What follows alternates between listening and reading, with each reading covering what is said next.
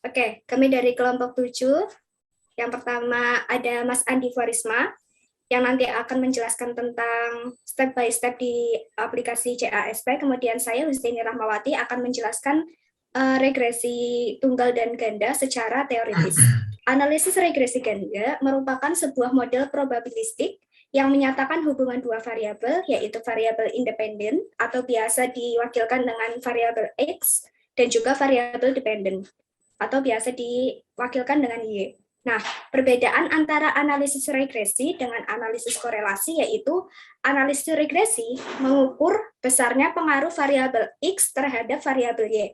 Nah, perlu diketahui teman-teman semua, analisis regresi merupakan kelanjutan dari analisis korelasi itu sendiri. Kalau korelasi itu kan mengukur kuat atau tidaknya hubungan antara X dan Y, dan merupakan hubungan timbal balik. Sementara dalam analisis regresi itu mengukur kuat atau mengukur besarnya pengaruh variabel X terhadap variabel Y, di mana arah panah atau pengaruhnya hanya satu arah, yaitu dari variabel X ke variabel Y.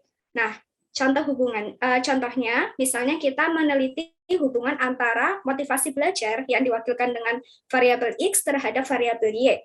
Nah, variabel X ini, motivasi belajar, merupakan variabel independen atau variabel bebas, dan juga prestasi merupakan variabel dependen atau variabel terikat. Selanjutnya, analisis regresi ganda merupakan model probabilistik yang menyatakan hubungan dua variabel juga atau lebih, yaitu lebih dari satu variabel independen atau X1, X2, dan juga X seterusnya, dan variabel dependen Y. Jadi variabel X-nya boleh lebih dari satu, malah harus.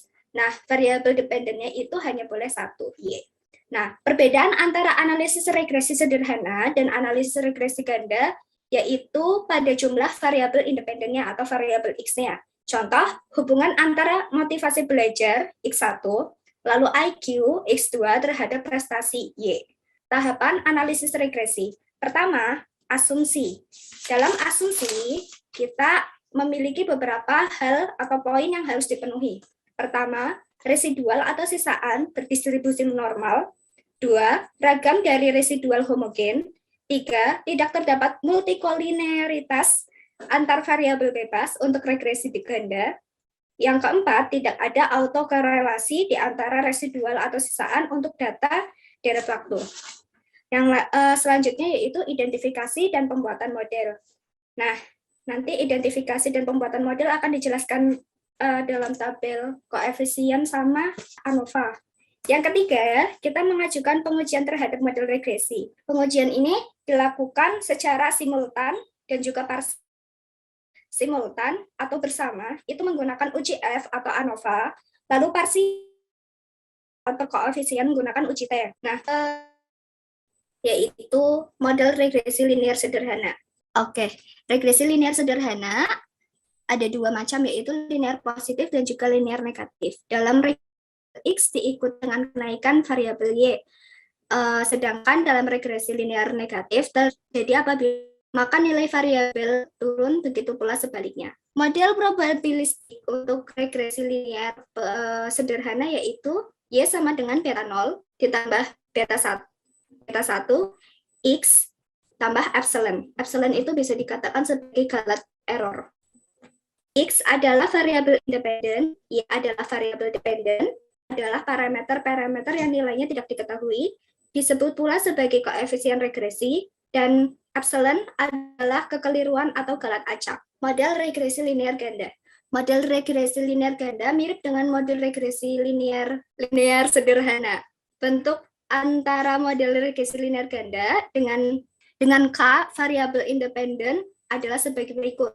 Y sama dengan beta 0 ditambah beta 1, X1 ditambah beta 2, X2, dan seterusnya sampai beta K, XK, di mana E adalah variabel dependen, X1, X2 sampai dengan XK adalah variabel independen, sedangkan epsilon merupakan galat acak atau random error, dan beta 0, beta 1 sampai beta K adalah parameter-parameter populasi yang nilainya tidak diketahui. Lanjut, kita langsung ke praktek analisis regresi pada aplikasi ASP yang akan disampaikan oleh Mas Risma. Langsung ke praktek di dalam JASP. Kami mendapatkan data ini yang sudah melewati uji asumsi dan sebagainya tadi yang dijelaskan oleh Mbak Uzen. Tapi kita akan mencoba untuk uji normalitas terlebih dahulu, di mana dapat kita lihat kurva tersebut normal karena yang mendekati mean ini itu banyak, semakin jauh semakin sedikit. Sama halnya untuk yang kurva motivasi. Selanjutnya kita lihat pada Shapiro-Wilk yang ada di sini. Dan p-value itu terdapat di plot. Untuk IQ yaitu mendapatkan nilai sebesar 0,981 dan p-value-nya mendapatkan 0,317. Artinya dia lebih dari 0,05 atau signifikansinya dapat disimpulkan data IQ ini normal dengan pendekatan Shapiro-Wilk. Sama halnya dengan variabel yang motivasi. Dapat teman-teman lihat untuk bagian Shapiro-Wilk sama p-value-nya. Dan seharusnya ada uji yang lainnya.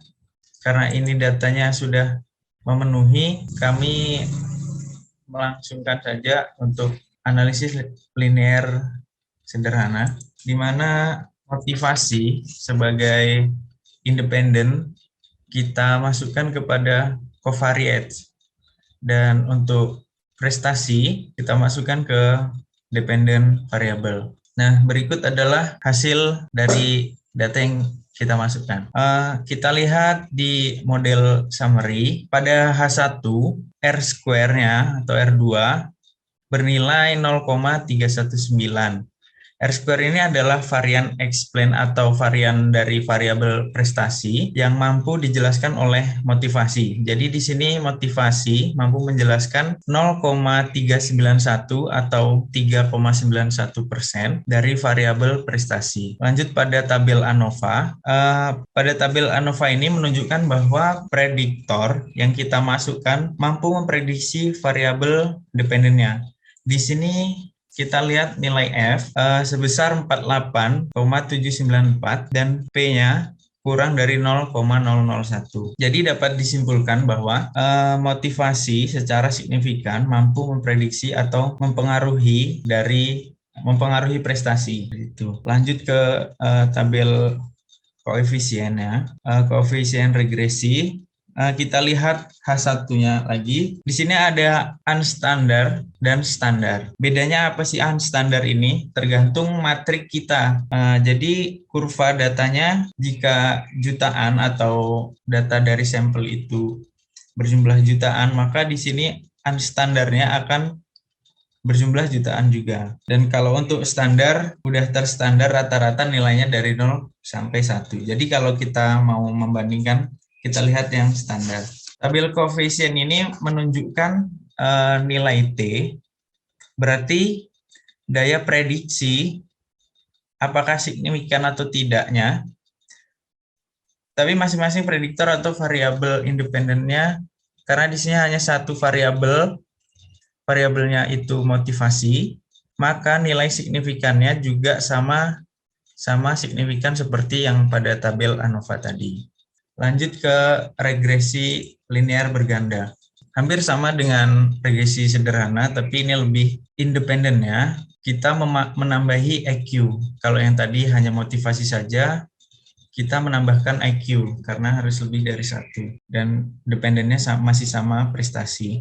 Kita lihat tabel model summary, terlihat koefisien korelasi R terdapat hubungan yang sangat erat, yaitu 0,789.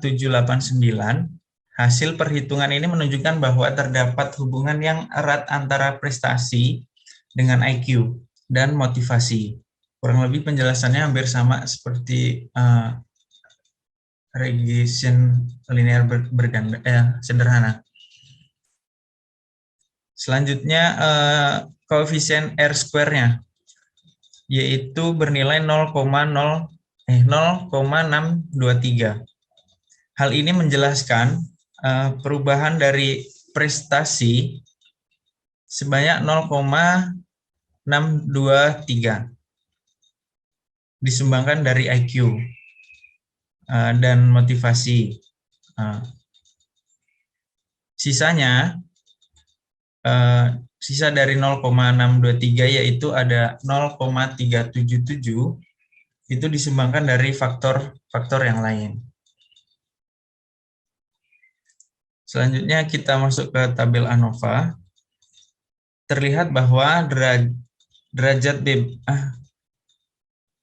derajat bebas sebesar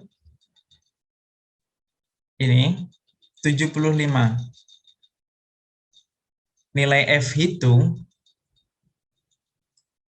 sebesar 61,850. Nilai probabilitas kurang dari 0,001. Dari hasil ini dapat disimpulkan bahwa IQ dan motivasi secara simultan berpengaruh signifikan terhadap prestasi. Lanjut ke tabel koefisien.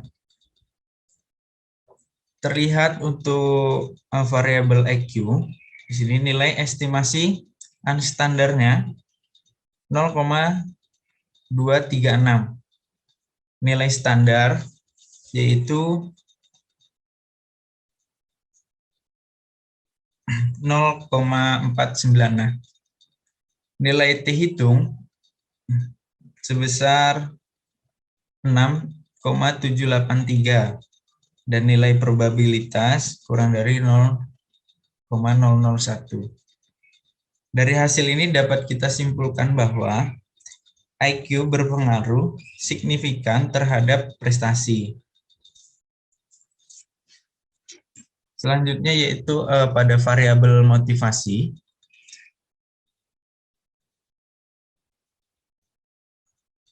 Kita perhatikan unstandar sebesar 0,286, nilai standar 0,506, dan nilai T hitungnya 6,930, dan hasil probabilitasnya P-nya kurang dari 0,001. Dari hasil ini dapat disimpulkan juga bahwa motivasi secara parsial berpengaruh terhadap prestasi. Oke, selanjutnya kita masuk ke part and partial correlation. Kita lihat pada tabel statistik terlihat bahwa koefisien varian signifikansi faktor untuk variabel IQ dan motivasi lebih kecil dari 5. Oh, salah tabel. Nah, jadi kita langsung ke Connelly diagnostik.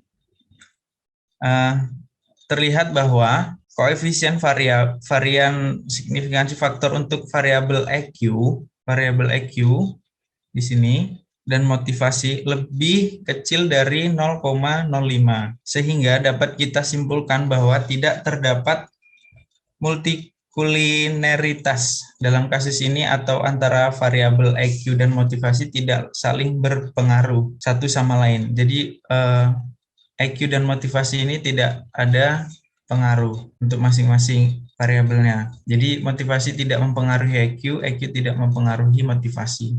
Selanjutnya kita kembali ke tabel part and partisial. Terlihat korelasi IQ secara partisial sebesar 0,617, motivasi sebesar 0,625. Dari hasil korelasi parsial ini dapat kita simpulkan bahwa motivasi memiliki korelasi yang lebih kuat dibandingkan dengan IQ, lebih berpengaruh motivasi terhadap prestasi dibandingkan IQ.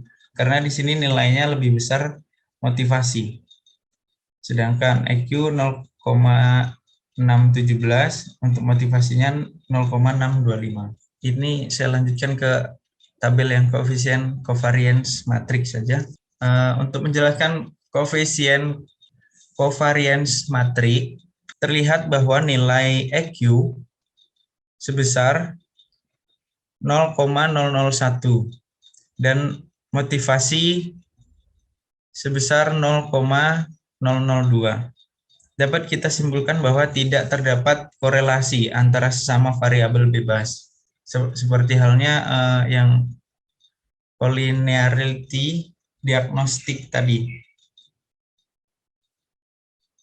Langsung ke residual dan predicted. Kita lihat titik-titik di atas atau di depan teman-teman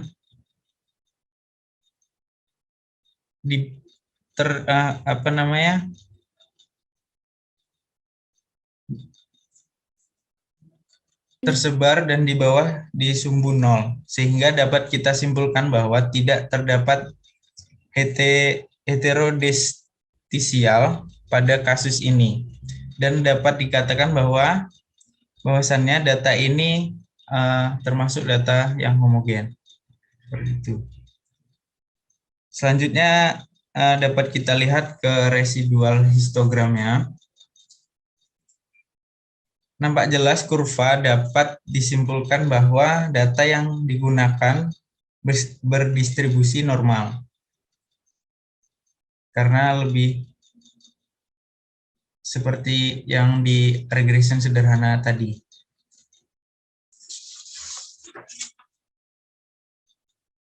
Untuk bagian Kiki plot standar residual, titik-titik berada di sepanjang garis diagonal, sehingga dapat disimpulkan bahwa data yang digunakan berdistribusi normal karena berada di sepanjang garis. Kalau berpencar di luar garis, dia tidak berdistribusi normal. Langsung ke Partition regression plots untuk prestasi dan EQ. Terlihat bahwa titik berada sejajar pada garis lurus, sehingga dapat disimpulkan bahwa terdapat hubungan linear positif antara prestasi dengan EQ, sama halnya dengan prestasi dan motivasi. Titik berada pada garis lurus, sehingga dapat disimpulkan juga terdapat hubungan positif antara motivasi terhadap prestasi. Mungkin kurang lebih seperti itu.